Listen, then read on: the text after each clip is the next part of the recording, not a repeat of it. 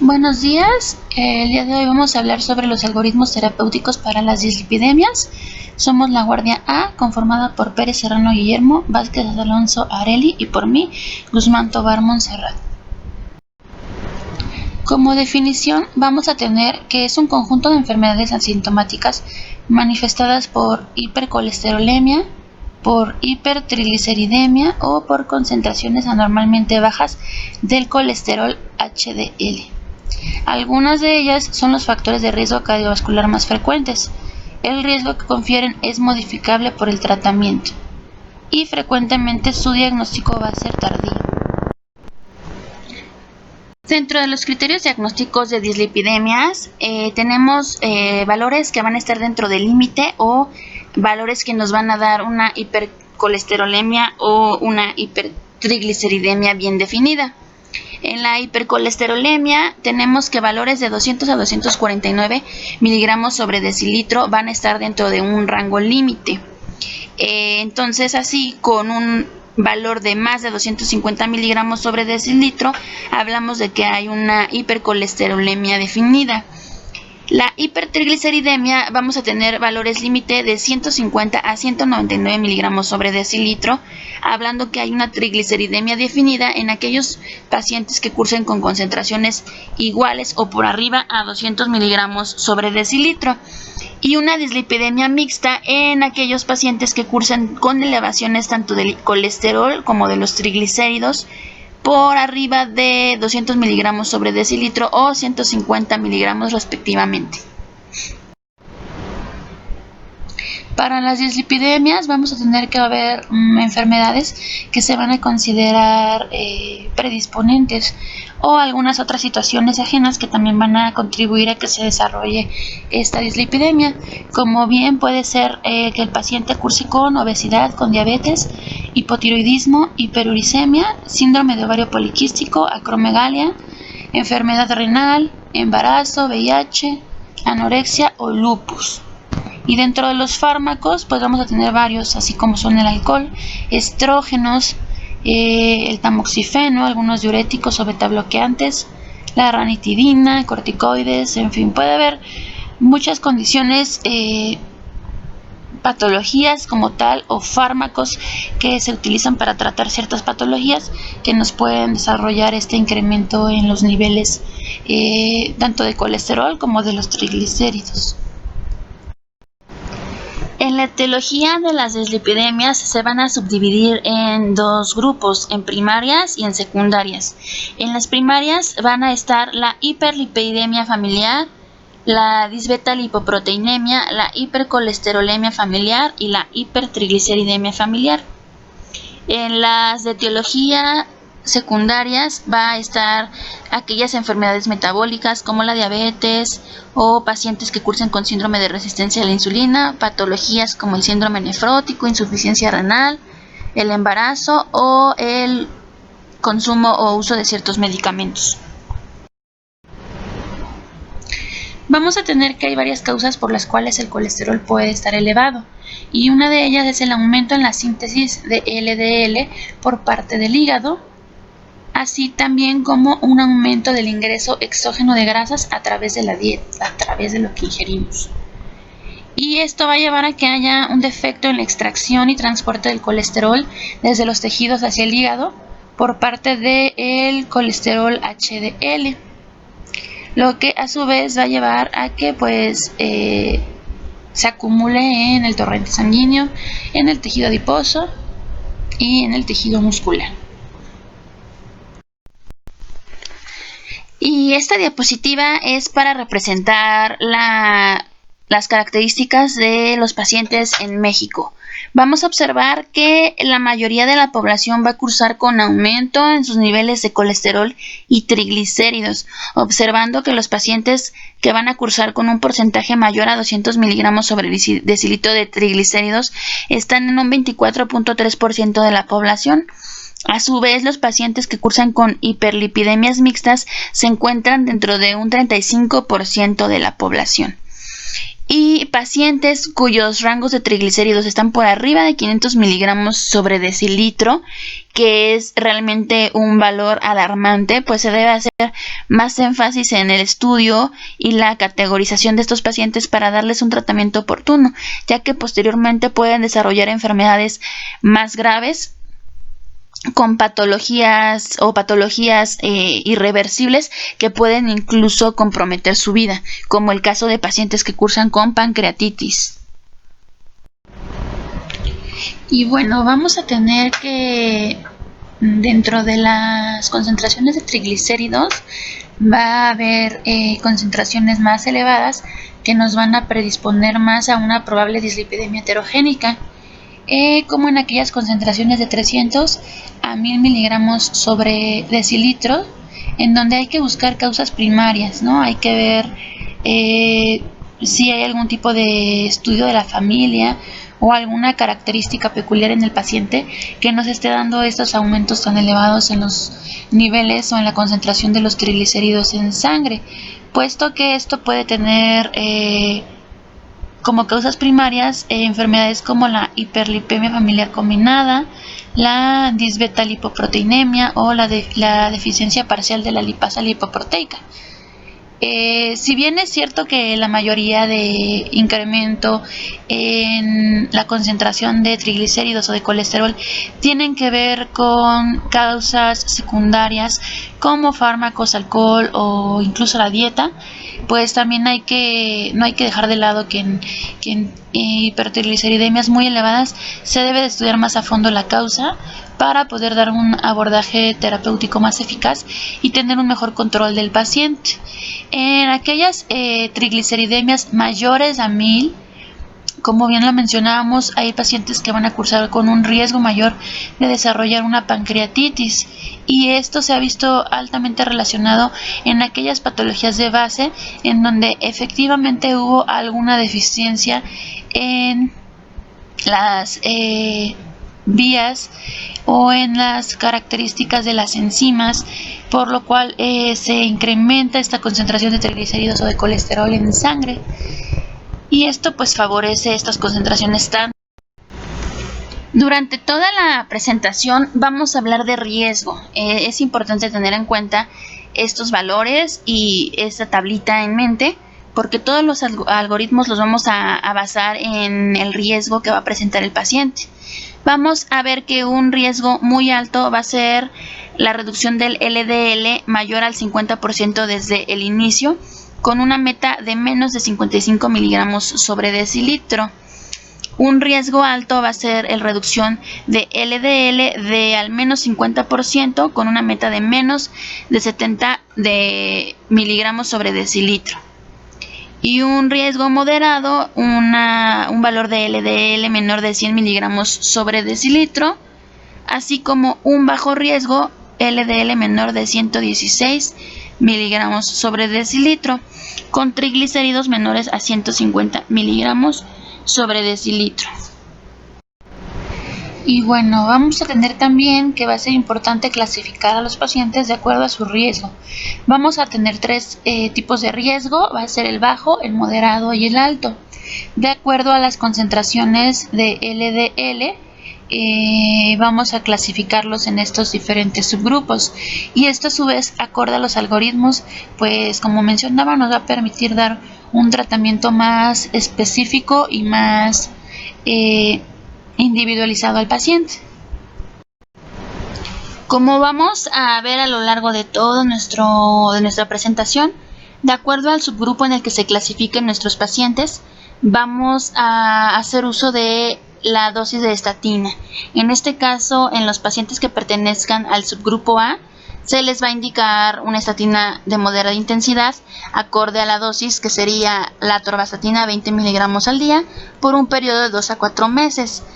En cambio, si están en un subgrupo B, que sería una estatina de alta intensidad, la dosis incrementaría hasta 40 miligramos al día por un periodo igual de 2 a 4 meses.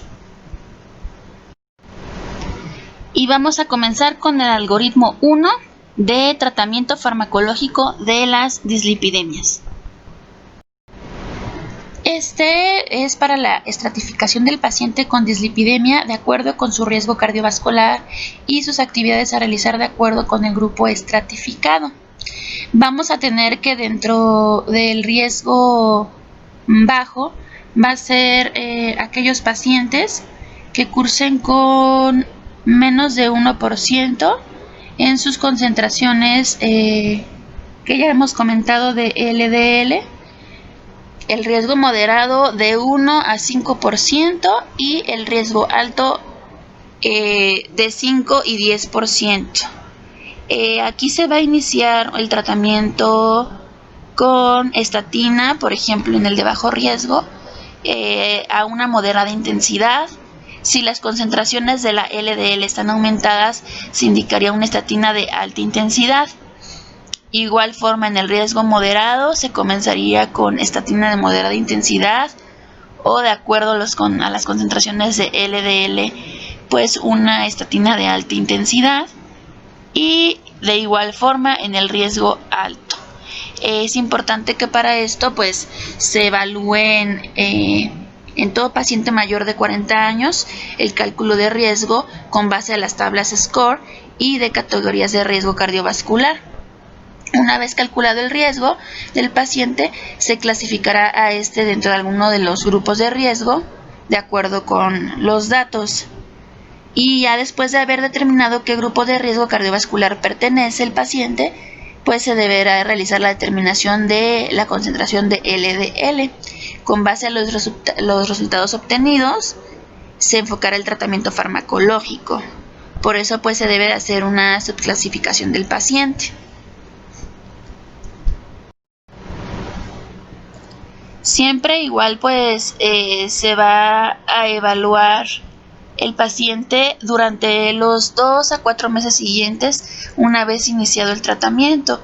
Como vemos, tanto en el riesgo bajo, moderado y alto se inicia con estatina, lo que nos va a dar el parámetro de qué tanta va a ser la dosificación y la intensidad del tratamiento, pues va a ser la concentración de la LDL en el grupo de riesgo acorde al cálculo estimado del score. Dentro de la evaluación en esta sección del algoritmo, vamos a tener que al terminar el periodo de administración del tratamiento con la estatina en el paciente, se deberá realizar una segunda determinación de LDL con el objetivo de valorar si se logró la meta terapéutica según el riesgo cardiovascular. De acuerdo a los resultados obtenidos, será el mejor manejo por realizar. Por ejemplo, en caso de que el paciente logre una meta terapéutica, deberá continuar seguimiento médico en el primer o segundo nivel de atención, que sería, por ejemplo, en este caso, y en pacientes con que no logran una meta terapéutica, se continuará el tratamiento descrito, pero pues ya se va a referir a otro nivel de atención. En este caso pues podría ser con el especialista, con el internista, para dar fármacos ya más específicos o combinados para tener una mejor respuesta terapéutica. En el paso número 2, en el manejo de pacientes con dislipidemia y riesgo cardiovascular bajo, intermedio o alto, en tratamiento farmacológico con estatina, vamos a tener que igual vamos a evaluar la respuesta los siguientes 2 a 4 meses de acuerdo a si logra la meta del tratamiento o no la logra. Si logra la meta, vamos a llevar un seguimiento cada 6 meses en primer nivel de atención y en un segundo nivel de atención si ya tiene un riesgo cardiovascular alto. Si no logra la meta, se debe de agregar el fármaco ezetimibe o atorvastatina en tabletas separadas o su combinación en una sola tableta y valorar la respuesta en 2 meses. Si en 2 meses logra la meta terapéutica, continuaríamos evaluando nosotros su meta terapéutica en el primer nivel de atención, si el riesgo cardiovascular es bajo o moderado, o en un segundo nivel de atención si el riesgo es alto. Si por el contrario, aún con los fármacos agregados y el seguimiento no logramos la meta terapéutica, ahí sí ya de inmediato se debe referir a un segundo nivel de atención para que se logre el tratamiento óptimo del paciente, ya que ya se va a haber dado seguimiento durante al menos 2 a 4 meses iniciales y 2 meses posteriores después de instaurado el tratamiento con ezetimibe y atorvastatina sin lograr la meta terapéutica. En el paso 3, para el manejo de pacientes con dislipidemia y riesgo cardiovascular bajo, intermedio o alto, con tratamiento farmacológico con estatina en dosis máxima tolerada o dosis máxima con determinaciones de colesterol LDL mayores a las metas terapéuticas, vamos a dar igual un seguimiento de 2 a 4 meses y se va a incrementar la estatina hasta dosis máxima o hasta la dosis máxima tolerada durante 3 meses. Si con esto se logra la meta terapéutica, vamos a dar seguimiento de nuestro paciente cada 6 meses en el primer nivel de atención o en el segundo nivel según sea el caso, de acuerdo al riesgo cardiovascular. Si por el contrario no se logra la meta terapéutica, aún agregando los fármacos como ezetimibe y atorvastatina, pues se debe de referir al segundo nivel de atención para tener un mejor control del paciente.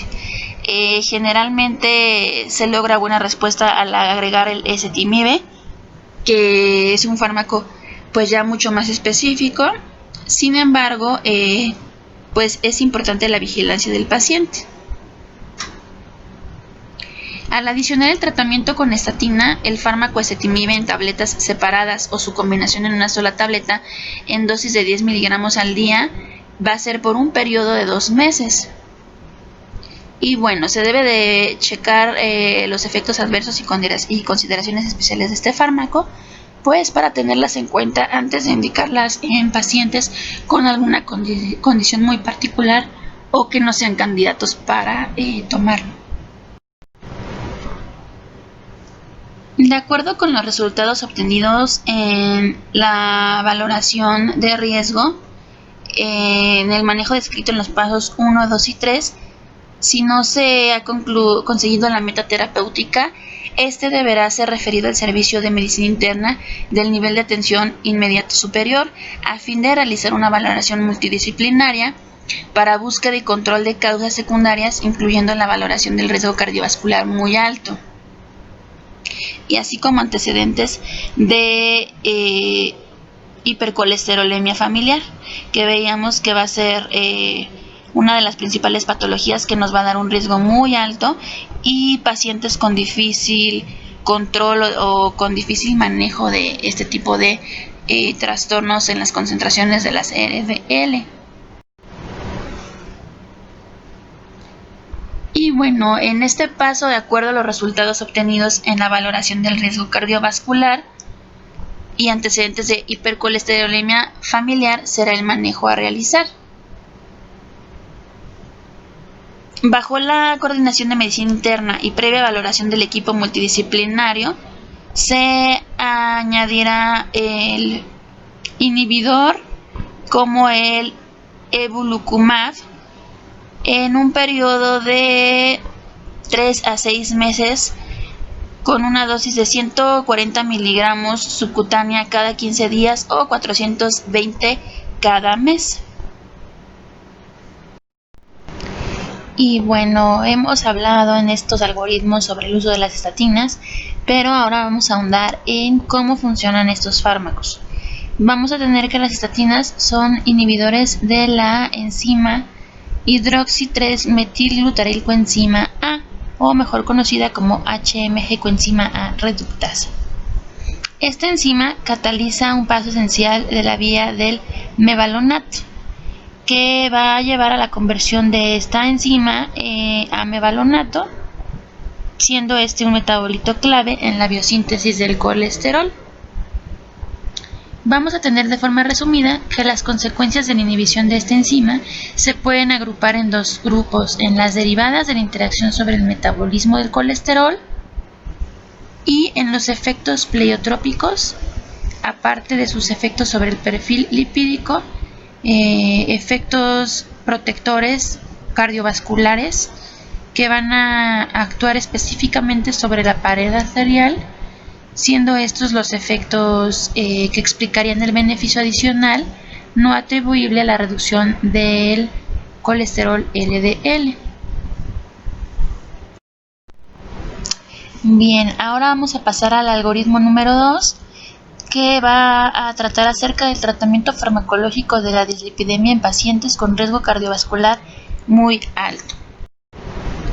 Vamos a tener que dentro de la estratificación del paciente con dislipidemia de acuerdo a su riesgo, vamos a tener actividades específicas a realizar en pacientes con un riesgo alto. Aquí vamos a ver que todo paciente mayor de 20 años con dislipidemia familiar o mayor de 40 años con riesgo cardiovascular muy alto con base en las tablas SCORE es candidato para tratamiento farmacológico debido a que tiene una probabilidad de mortalidad por enfermedad cardiovascular mayor del 10% a 10 años.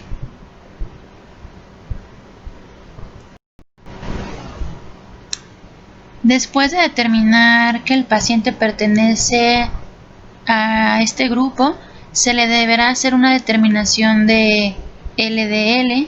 Con base en los resultados obtenidos en dicha prueba, se le clasificará en alguno de los grupos para establecer el tratamiento farmacológico correspondiente, teniendo así que si pertenecen a un subgrupo A, se le indicará uso de estatina de moderada intensidad, como la atorvastatina 20 miligramos al día, por un periodo de 3 a 6 meses. Sin embargo, si se considera que es un paciente del subgrupo B, se le indicará una estatina de alta intensidad, siendo esta la dosis de 40 miligramos al día de atorvastatina por un periodo de 3 a 6 meses. Todo esto va a ser previa evaluación y bueno, si no se llega a las metas terapéuticas, pues hay que referir a nuestro paciente. En este paso es muy importante porque al terminar el periodo de administración del tratamiento con estatina en el paciente, vamos a realizar una segunda determinación de LDL con el objetivo de valorar si se logró la meta terapéutica de LDL menor de 55 miligramos sobre decilitro. De acuerdo con los resultados obtenidos será el manejo por realizar. En caso de que el paciente logre la meta terapéutica, deberá continuarse seguimiento médico en primer o segundo nivel de atención con la finalidad de vigilar las metas terapéuticas y prevenir complicaciones cardiovasculares.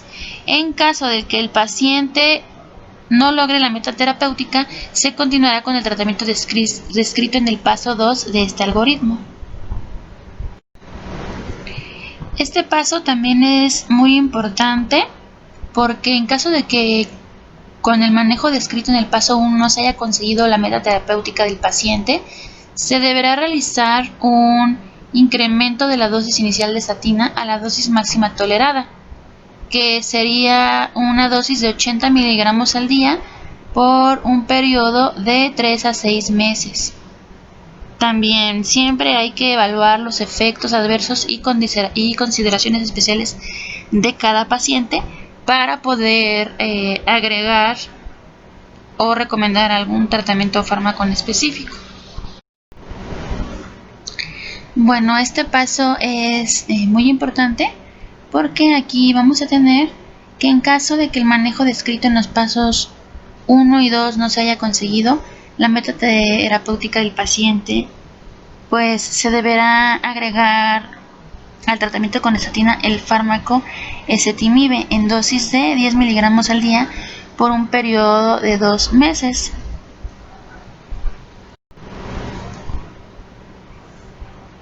Y bueno, en esta sección del algoritmo, al terminar el periodo de administración del tratamiento farmacológico con estatina a dosis máxima o dosis máxima terapéutica, y ezetimibe a 10 miligramos al día, se deberá realizar una nueva determinación de LDL con el objetivo de valorar si se logró la meta terapéutica de LDL menor de 55 miligramos sobre decilitro. De acuerdo con los resultados, en caso de que el paciente logre la meta terapéutica, deberá continuar su seguimiento en primero o segundo nivel de atención, y en caso de que el paciente no logre la meta terapéutica, se continuará con el tratamiento descrito en el paso 4 de este algoritmo. Y bueno, este es el paso 4 para el manejo de estos pacientes, en donde en caso de que con el manejo descrito en los pasos anteriores, en el paso 1, 2 y 3, no se haya conseguido la meta terapéutica del paciente, este deberá ser valorado de forma multidisciplinaria, pues con la finalidad de hacer ajustes de adherencia terapéutica y estilo de vida, para que así podamos mantener un tratamiento farmacológico y obviamente pues hacer ajustes en este paciente durante un periodo de 2 a 4 meses. Todo esto pues también con la finalidad de tener el mejor control de los pacientes y llegar a las metas terapéuticas pues de forma eficaz. Y bueno, en estos algoritmos hemos mencionado la ezetimibe como un fármaco que vamos a agregar para tener un mejor control de estos pacientes. Pero vamos a tener que la ezetimibe, su mecanismo de acción es que es un fármaco que impide la absorción intestinal del colesterol a nivel del tubo digestivo, inhibe la proteína transportadora NPC1L1 que se encuentra en las microvellosidades intestinales. Este mecanismo de acción la hace diferente a los medicamentos que se utilizan con más frecuencia, como las estatinas. Vamos a tener presentaciones como esta, que es de 10 miligramos, y se puede tomar 2 horas antes o 4 horas después de la administración de un secuestrante de ácidos biliares. Estos fármacos van a tener algunas contraindicaciones, como en el caso del embarazo, la lactancia, o en pacientes que cursen con hepatopatía activa o elevaciones persistentes de origen desconocido de transaminasas séricas. Obviamente también pues debe valorarse su uso en pacientes menores de edad, y hay que hacer monitorización hepática antes y durante el tratamiento. Bueno, aquí vamos a tener este último paso para el manejo de los pacientes con dislipidemia y riesgo cardiovascular muy alto. Y vamos a tener que, en caso de que con el manejo descrito en los pasos 1, 2 y 3 y 4 no se haya conseguido la meta terapéutica, que hablamos de los niveles de LDL y sus niveles sean mayores de 70 miligramos, se deberá adicionar al tratamiento un inhibidor como el evolocumab.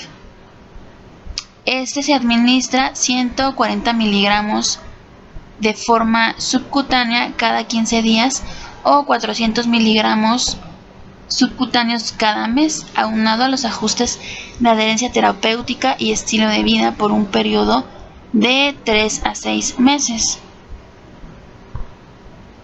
Al terminar el periodo de la administración del tratamiento farmacológico con estatina y con el inhibidor evolocumab y los ajustes de adherencia terapéutica y estilo de vida, se deberá realizar una nueva determinación de LDL con el objetivo de valorar si se logró la meta terapéutica, que es obviamente pues los niveles menores a 55 miligramos sobre decilitro.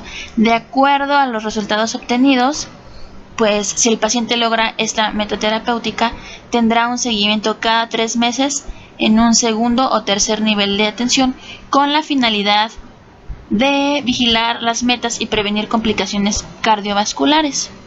En caso de que el paciente no logre la meta terapéutica, se deberá realizar una revaloración multidisciplinaria y un ajuste de las dosis de todo el tratamiento farmacológico y no farmacológico. Y bueno, en estos algoritmos hemos hablado mucho sobre los inhibidores del PCSK9, que vamos a hablar ahorita sobre cómo actúan.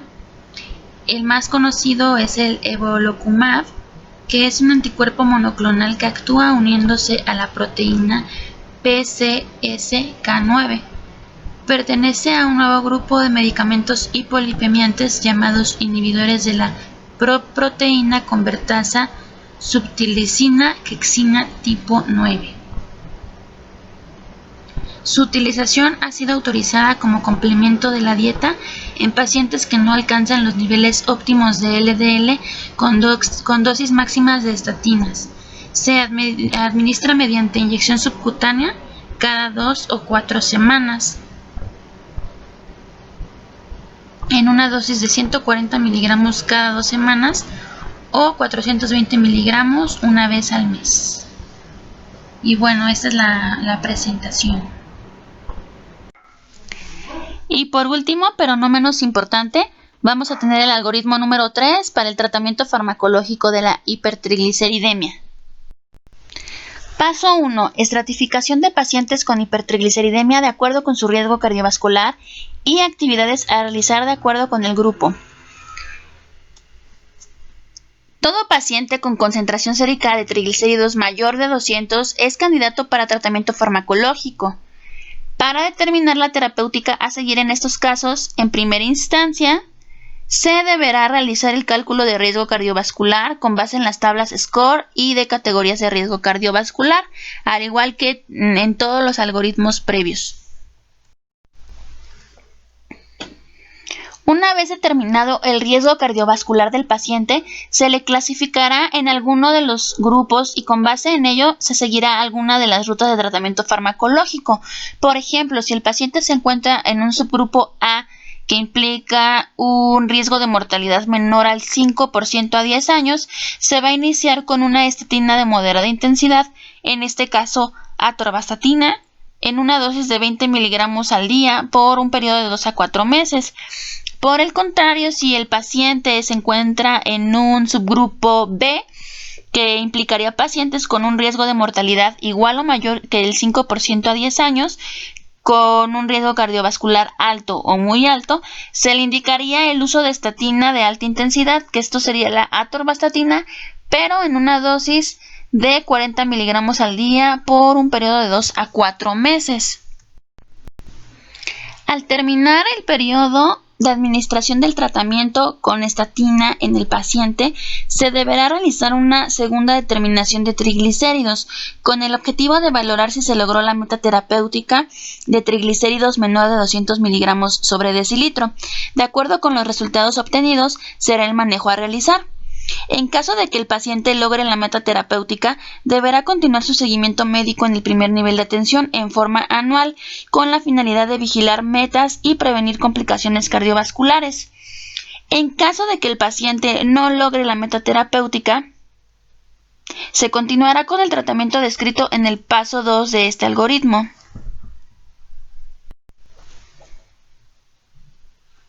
En caso de que con el manejo descrito en el paso 1 no se haya conseguido la meta terapéutica del paciente, se deberá adicionar fibratos, bezafibrato 200 miligramos al día durante un periodo de 3 a 6 meses. Siempre es importante considerar los efectos adversos y consideraciones especiales de acuerdo a cada paciente.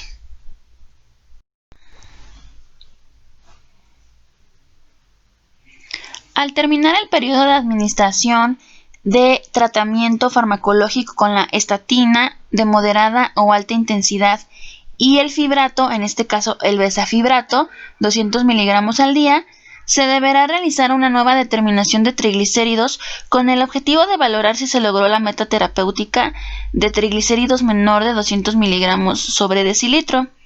En caso de que el paciente logre la meta terapéutica, deberá continuar su seguimiento médico en el primer nivel de atención en forma anual, con la finalidad de vigilar las metas terapéuticas y prevenir complicaciones cardiovasculares. En caso de que el paciente no logre la meta terapéutica, se deberá referir al nivel de atención inmediato superior para valoración por un equipo multidisciplinario. Y bien, durante estos últimos algoritmos hemos estado hablando de los fibratos como tratamiento complementario en estos pacientes. Vamos a tener que el más utilizado o el más común es el bezafibrato, que es una sustancia derivada del ácido fíbrico que activa el factor de transcripción PPAR-alfa. Esto promueve la oxidación de ácidos. Su mecanismo de acción disminuye los niveles elevados de lípidos sanguíneos como triglicéridos y colesterol, los niveles de VLDL y LDL se reducen y los de HDL aumentan, por lo que va a estar indicado en trastornos del metabolismo lipídico. Este fármaco puede causar algunos efectos adversos, por lo que es importante considerarlo a la hora de indicarlo en los pacientes. A su vez, está contraindicado en pacientes que cursen con enfermedades hepáticas, así como enfermedades de alteración en la vesícula biliar, como lo son la colelitiasis. Pacientes que cursen con enfermedad renal, es importante estadificarlos y valorar el filtrado glomerular, y también en pacientes que cursan con síndrome nefrótico o algún otro trastorno nefrológico. Es importante por ello tener en cuenta las consideraciones particulares de cada paciente antes de indicarlo en el tratamiento de la hipertrigliceridemia.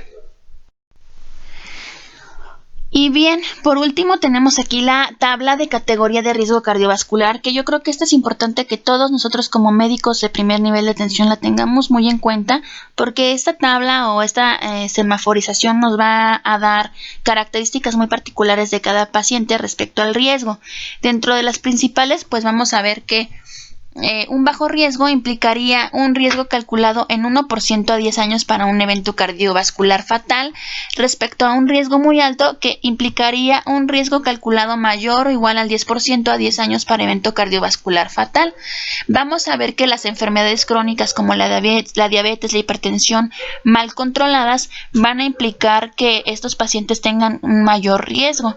A su vez, el daño que puedan tener a lo largo de estas enfermedades crónicas o afectación a nivel renal, pues también nos van a implicar que estos pacientes tengan un mayor riesgo.